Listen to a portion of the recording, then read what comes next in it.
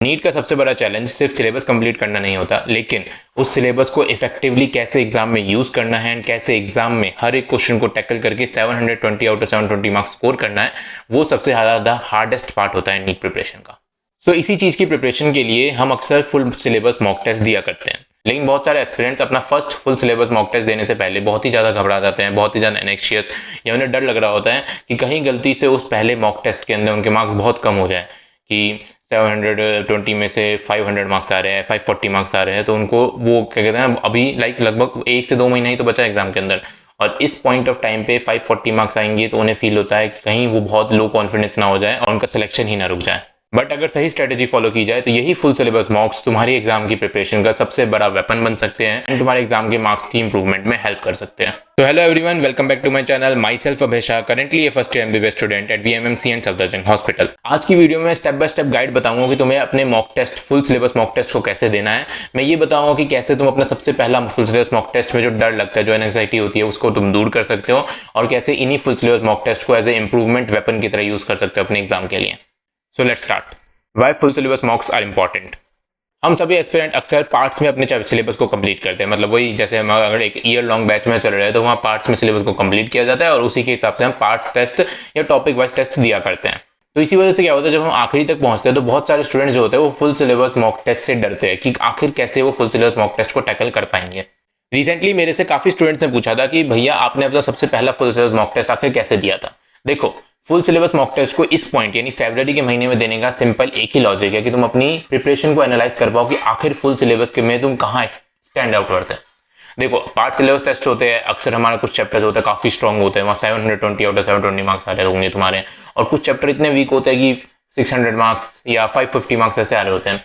तो जब full syllabus mock test सामने आता है तो वो एक प्रॉपर जजमेंट देता है तुम्हें या अपनी प्रिपरेशन के लिए कि कहाँ पे तुम स्टैंड करोगे अपने नीट एग्जाम में, अगर तुम अभी जस्ट इस पॉइंट पे एग्जाम देने जाओगे। तो सबसे पहला फुल सिलेबस मॉक टेस्ट केवल तुम्हारे सिलेबस की प्रिपरेशन के एनालिसिस के लिए होता है कि आखिर कहाँ कहाँ तुम्हारा वीक पॉइंट है, कहाँ कहाँ तुम्हें इंप्रूवमेंट की जरूरत है। लेकिन देखो, एक सच्चाई तो समझनी पड़ेगी। नीट के दिन सबसे बड़ा चैलेंज यही होता है कि आखिर तुम अपने फुल सिलेबस बेस्ड 180 क्वेश्चंस को 3 आवर्स के अंदर कैसे कंप्लीट कर पाओगे। तो अगर तुमने पहले कभी भी फुल सिलेबस मॉक टेस्ट नहीं दिया नीट एग्जाम से पहले, तो तुम अपने एग्जाम में इतने ज्यादा पैनिक कर जाओगे क्या पता तुम्हारा एक भी क्वेश्चन ढंग से ना हो वहां पे। देखो, फुल सिलेबस मॉक टेस्ट से तुम्हारी 3 चीजें इंप्रूव होती हैं। सबसे पहला, टाइम मैनेजमेंट। टाइम मैनेजमेंट सबसे बड़ा वेपन है नीट एग्जाम के अंदर। तुम्हें सारी नॉलेज होंगी, लेकिन अगर तुम टाइम मैनेज नहीं कर पाए, तुम्हारे इतने क्वेश्चन छूट जाएंगे कि तुम्हारा सिलेक्शन रुक सकता है। Exam stamina. देखो, एक एग्जाम के लिए 3 घंटे बैठना बहुत बड़ी बात है, और जब 180 क्वेश्चन हो ना, लाइक सब्जेक्टिव पेपर में तो थोड़ा इजियर भी होता है कि हाँ उसमें लॉन्ग लॉन्ग आंसर छाप रहे हैं, ठीक है, लेकिन जब 180 टाइप्स ऑफ क्वेश्चन, 180 अलग अलग तरीके के क्वेश्चन तुम्हारे सामने आ रहे हैं 3 घंटे के अंदर, तो अपने माइंड को फोकस रखना वो भी एक बहुत बड़ा टास्क होता है। थर्ड पॉइंट है एक्यूरेसी।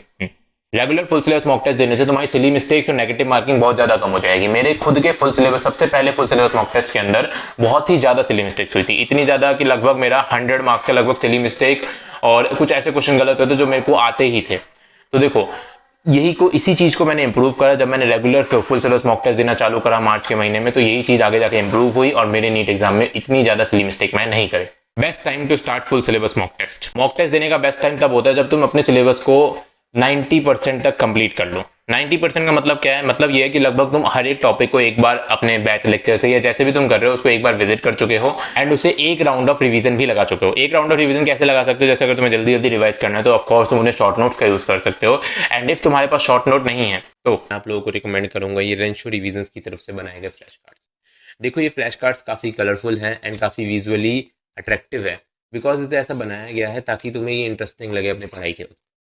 ये फ्लैश कार्ड लगभग तुम्हारी नीट सिलेबस का 95% हिस्सा कवर करते हैं, एंड इस फ्लैश कार्ड के अंदर वो सब कुछ है जो तुम्हें अपने शॉर्ट नोट्स के अंदर चाहिए, जिससे तुम अच्छे से क्विकली एफिशिएंटली अपना रिवीजन कर पाओ।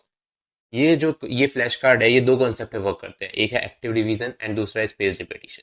एक्टिव रिकॉल का मतलब क्या होता है? जैसे मान लो अगर तुम कोई भी एक कार्ड देखोगे इसका, ठीक है, ये जो कार्ड है, अब इसके अंदर जो भी चीज़ें लिखी है ना, ये मेरे को हमेशा ट्रिगर करेगी अपने पुराने टॉपिक्स को रिवाइज करने की, मतलब खुद से याद करने की। और खुद से याद करने से क्या होता है ना कि हमारी रिटेंशन पावर बढ़ती है, ठीक है।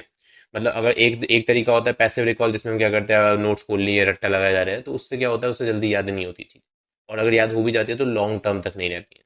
तो best method for revision is active recall, जिसमें तुम खुद से सोचो, बिकॉज जब तुम खुद से सोचोगे तुम्हारी रिटेंशन पावर बढ़ेगी। ये फ्लैश कार्ड काफ़ी कलरफुल इसलिए बनाया गया है बिकॉज हमारे ब्रेन को ना मतलब विजुअल मेमोरी भी होती है हमारी, और जितना ज़्यादा विजुअली अपीयरिंग चीज़ें होंगी, जितना ज़्यादा अट्रैक्टिव चीज़ें होंगी, हमें ये चीज़ें याद रहेंगी कि हाँ इस कलर का ये था, एंड इससे तुम्हारा जो कॉन्सेप्ट है वो बहुत सारे अच्छे से तुम्हें याद रहने वाला है।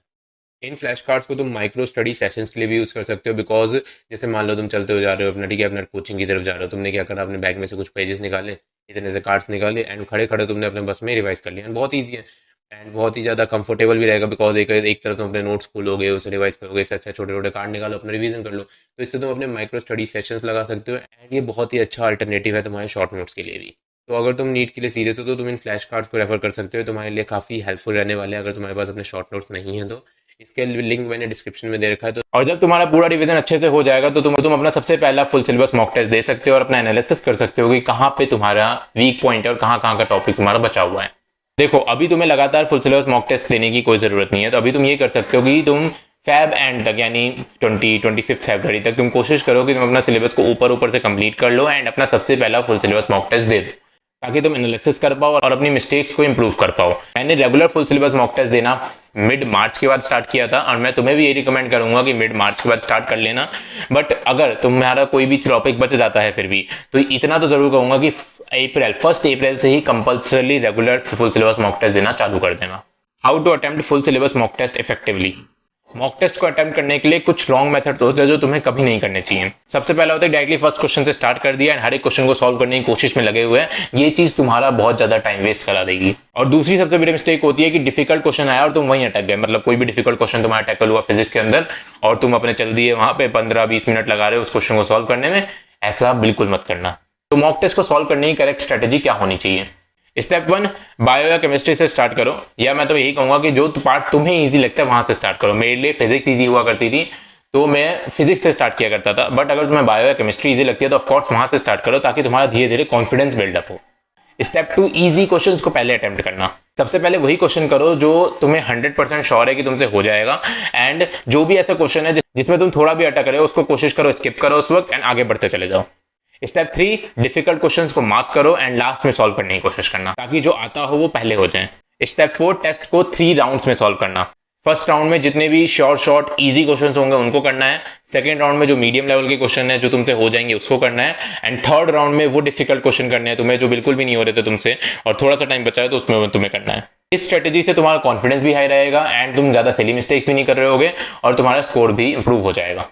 Step 5 OMR filling. देखो OMR फिल करने के लिए काफी स्टूडेंट्स ऐसा करते हैं कि वो हर एक सब्जेक्ट कंप्लीट करने के बाद OMR को फिल करते हैं, बट मेरे लिए जो मेथड हुआ करता था वो ये था कि मैं क्या करता था, जितने भी शॉर्ट इजी क्वेश्चन है और मीडियम क्वेश्चन है उनको पहले अटेम्प्ट कर लेता था पेपर के अंदर एंड देन अपना पूरा OMR फिलिंग को स्टार्ट करता था रीचेक करते हुए कि हाँ जो भी क्वेश्चन करे उसको रीचेक करते हुए मैं फिल करता जा रहा हूँ, एंड एट द एंड में मेरे पास लगभग ये इस मेथड से 30 या 40 मिनट्स बच जाते थे जिसमें मेरे 5-6 डिफिकल्ट क्वेश्चन बचे हुए होते थे। तो उन 5-6 डिफिकल्ट क्वेश्चन को मैं थोड़ा बहुत दिमाग लगा के अटेम्प्ट करने की कोशिश करता था और जिसके आंसर निकल जाते थे उसको मैं OMR पे फिल कर देता था।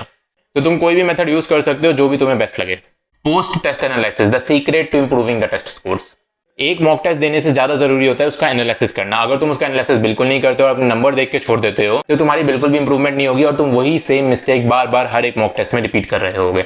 तो टेस्ट एनालिसिस मैंने अलग से एक वीडियो बना रखी है, बट शॉर्ट फॉर्म में बताऊं तो सबसे पहले तो तुम्हें क्या करना है, अपनी सबसे ज्यादा जो भी सिली मिस्टेक्स है उसको कर देखना है और जितनी भी सिली मिस्टेक हुई है उसको तुम्हें या तो लिख के रखना है या तो अपने दिमाग में बिठा लेना है कि ये वाली सिली मिस्टेक नहीं करनी है और उसका सोल्यूशन ढूंढना है। और सेकंड स्टेप जो क्वेश्चन तुमसे गलत हुआ है उन सबके सोल्यूशन देखने हैं कि कैसे सॉल्व करना है और एक बार सॉल्व करके प्रैक्टिस भी कर लेना उन्हें। Step 3 time distribution. देखो तुमने ये चेक कर जरूर करना है कि कहीं किसी क्वेश्चन में तुमने बहुत ज्यादा टाइम तो नहीं दे दिया जिसकी वजह से तुम्हारा पेपर तो नहीं छूट गया। And most important 4th step जो मोस्ट स्टूडेंट नहीं करते हैं वो तुम्हें तो जरूर करना है, लेकिन जो कि ये है कि एनालाइज द अनअटेम्प्टेड क्वेश्चंस। ये मोस्ट इंपॉर्टेंट स्टेप है क्योंकि बहुत स्टूडेंट क्या करते हैं कि अनअटेम्प्टेड क्वेश्चन है उनको देखते ही नहीं है। देखो अनअटेम्प्टेड क्वेश्चन है यानी वो तुम्हें नहीं आता था और तुमने उसे अटेम्प्ट नहीं करा, तो उसका सोल्यूशन जरूर देखो, बिकॉज अगर वो क्वेश्चन किसी भी टाइम पे तुम्हारे नेक्स्ट एग्जाम या नीट एग्जाम के अंदर आता है तो वो तुम अटेम्प्ट कर रहे हो। सो अगर तुम हर एक टेस्ट को डीपली एनालाइज करोगे तो तुम देखोगे तुम्हारा इंप्रूवमेंट होता चला जाएगा आगे। Overcoming the exam fear and stress. Mock test का सबसे बड़ा चैलेंज होता है फियर और एंजाइटी। देखो जब भी एग्जाम के अंदर तुम बैठे हो तुम्हें बहुत ज्यादा पैनिकनेस होने लग जाए, बहुत ज्यादा एंजाइटी होने लग जाए, सबसे बेस्ट तरीका है कि गहरी और लंबी सांसें लो। ठीक है, जितना ज्यादा तुम गहरी और लंबी सांसें लोगे तुम्हारा जो बॉडी के अंदर कामनेस आएगी एंड तुम रिलैक्स कर जाओगे वहां पे। एंड दूसरा, एग्जाम से पहले जो भी मॉक टेस्ट दे रहे हो उससे पहले कोई भी न्यू टॉपिक उसके जस्ट पिछले दिन मत पढ़ने की कोशिश करो। एंड मैं तो ये कहूँगा कि जब भी तुम एग्जाम देने भी जा रहे हो ना सेंटर पे, तो कोशिश करना कि एग्जाम देने से 2-3 घंटे पहले कुछ मत पढ़ना, बिकॉज तुम जितना ज़्यादा मगअप करने की कोशिश करोगे उस वक्त उतना ज़्यादा ना तुम्हारा लाइक ब्रेन टायर्ड हो जाएगा, और एग्जाम के अंदर तुम्हें एक्टिव ब्रेन रखना है। टायर्ड ब्रेन से तुम्हारे क्वेश्चंस नहीं सॉल्व होंगे। मॉक टेस्ट को एक नॉर्मल टेस्ट की तरह ट्रीट करो। मार्क्स तुम्हारी अपनी प्रिपरेशन के एनालिसिस के लिए, इससे डरने की कोई जरूरत नहीं है। एंड मैं तो ये कहूंगा कि नीट एग्जाम से भी डरने की जरूरत नहीं है। देखो, मैंने पहले भी अपने चैनल के एक शॉर्ट्स वीडियो में बता रखा है कि कैसे एक लड़की जो अपने नीट एग्जाम के सेंटर पे बेहोश हो गई थी just because of fear, and वो अपना एग्जाम नहीं दे पाई थी। तो इसलिए अपने फियर को इतना बड़ा मत होने देना कि तुम्हारी आती हुई चीजें भी छूट जाए और तुम अपना एग्जाम ही ना दे पाओ, या एग्जाम में भी जो आती हुई चीजें थी उसमें भी बहुत ज्यादा मिस्टेक्स कर दो। इससे अच्छा है कि तुम अपने एग्जाम में स्ट्रेस फ्री जाओ एंड कोशिश करो जितना आता है उतना अच्छे से करो, जो होगा देखा जाएगा।